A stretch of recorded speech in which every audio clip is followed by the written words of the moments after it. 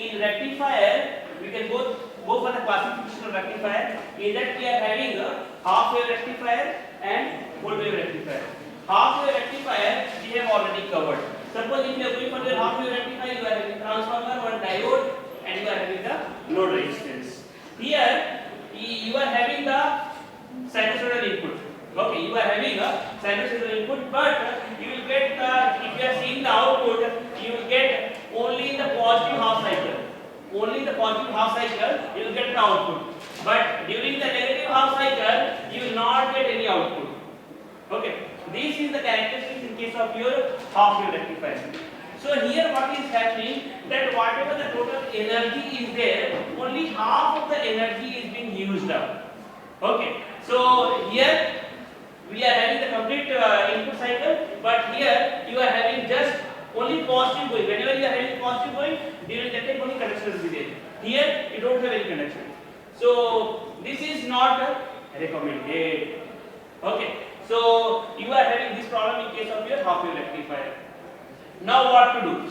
Say as you are knowing the property of your diode, that it will conduct only in forward bias condition. Means here you are having positive, here you are having negative. So in forward bias condition only this diode will conduct. Whenever it is reverse bias condition is there, in reverse bias condition it will not conduct. And you are knowing that in case of your diode, forward bias resistance will be 0 and your reverse bias resistance will be your infinite. Okay, so this is the characteristics of your ideal diode. So when you are having this positive cycle, it will conduct.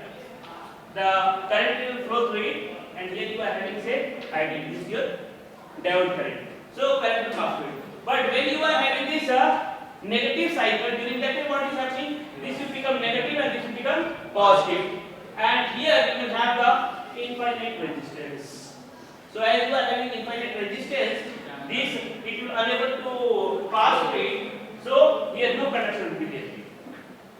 In order to solve this problem, we are going for something called full wave rectifier. In case of your full wave rectifier, in this we are having a center tapped full wave rectifier. So if you are going for a center tap, this is your center tapped full wave rectifier. Here you are having transformer, you are having diode, you are having resistance. We have introduced one more diode. That is your diode D2. Now when we are introducing one more diode, this D2, in case of your center tap, we have to consider that whatever the characteristic that you are having of your diode D1, it should have the identical characteristics with your diode D2. So D1 and D2, both the diodes, you should have the identical characteristics. Okay, now here we are having sinusoidal input. When you are having the positive half cycle, during that time this will be positive, this will be negative. And here say this is your primary winding, this is your secondary winding. If you are seeing in your secondary winding, let us assume that here you are having point A, this is B and this is C. So in secondary winding you are having center tapped. So whatever this winding is there, so from in between we have taken this. So this is a center tap. From center we are taking. Now when you are having this positive going, during that time your A is positive with respect to C. A is positive with respect to C. But if you are seeing, if you are comparing C with the B, C is positive with respect to C, with respect to B. Okay, so what you are having? A is positive with respect to C and C is positive with respect to B. That type you are having. And as you are knowing that diode will conduct in the forward bias condition. So this diode D1 will conduct in the positive half cycle. This diode will conduct. So let us assume that here you are having a current ID1. So this current will flow. So in the secondary winding you will see that flow will be from A, it will pass through your diode D1, it will pass through your this resistance and till here. Okay, let us assume that this is point D. So the flow of current will be from A to This you will have. Okay. So this you will have in case of your positive half cycle.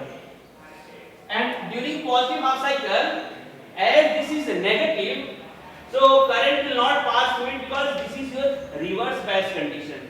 And in case of your reverse bias condition, you are knowing that diode will have infinite resistance. So there will be no flow here. Okay. So let us assume that you are having this current as IB2. So here no flow of current will be there. Now take the reverse condition. When you are having a negative half cycle, during negative half cycle, the polarity will changes. This B become positive, and this okay, and this A will become negative. So here what is happening? B is more positive as compared to C, and C is positive with respect to A. Okay. So as B is positive, there will be flow of current through your diode D. Now this current will flow. So current is flowing from B, it will go to D, and again it will go to C. Okay. So from B to D and to C. But here, as your A is negative, there will be no flow of current through your diode D1, as it is in reverse bias condition. Okay, and you are knowing that the property of diode is that in reverse bias condition it will provide infinite resistance. Okay, so there will be no flow.